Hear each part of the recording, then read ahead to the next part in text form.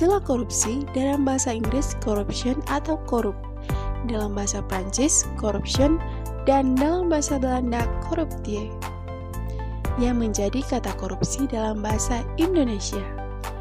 Henry Campbell Black dalam Black's Law Dictionary menjabarkan, korupsi adalah perbuatan yang dilakukan dengan maksud memberikan beberapa keuntungan yang bertentangan dengan tugas dan hak orang lain.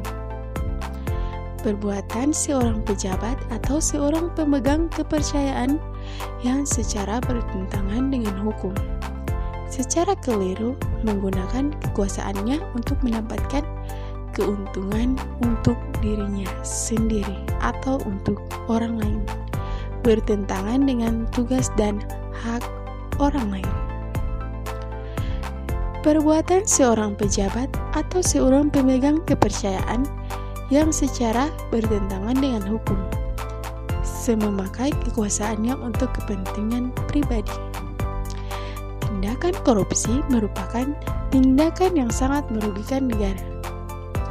Korupsi mengakibatkan melambatnya pertumbuhan ekonomi suatu negara, menurunnya investasi, meningkatnya kemiskinan, serta meningkatkannya ketimpangan pendapatan.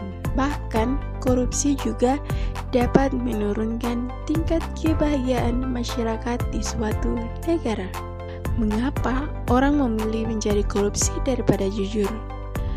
Bagi sebagian orang, menjadi korup mungkin cara termudah atau memang satu-satunya cara untuk mendapatkan apa yang mereka inginkan. Suatu kali, suap merupakan cara untuk menghindari hukuman. Untuk menjelaskan perilaku korupsi, ada beberapa teori yang mengemukakan penyebab orang melakukan tindakan korupsi, yaitu teori Triangle Fraud atau Donald R. Krasey. Ada 3 penyebab mengapa orang korupsi, yaitu adanya tekanan, kesempatan, dan rasionalisasi. Kedua, teori Ghosn atau Jack Pollock. Faktor-faktor penyebab korupsi adalah keserakahan, kesempatan, kebutuhan, dan pengungkapan. Yang ketiga yaitu teori CDMA atau Robert Kierkegaard. Korupsi atau corruption terjadi karena faktor kekuasaan dan monopoli yang tidak dibarengi dengan akuntabilitas. Keempat, teori cost-benefit model. Teori ini menyatakan bahwa korupsi terjadi jika manfaat korupsi yang didapat atau dirasakan lebih besar dari biaya atau risikonya. Kelima, teori willingness and opportunity.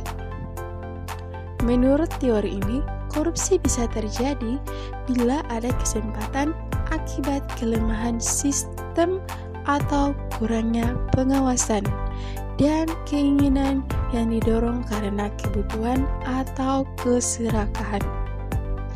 Hasilnya, korupsi jelas menimbulkan dampak negatif, yaitu korupsi menghambat pertumbuhan ekonomi dan memengaruhi operasi bisnis, lapangan kerja, dan investasi. Korupsi juga mengurangi pendapatan pajak dan efektivitas berbagai program bantuan keuangan. Tingginya tingkat korupsi pada masyarakat luas berdampak pada menurunnya kepercayaan terhadap hukum dan supremasi hukum, pendidikan, dan akibatnya kualitas hidup, seperti akses ke infrastruktur hingga perawatan kesehatan.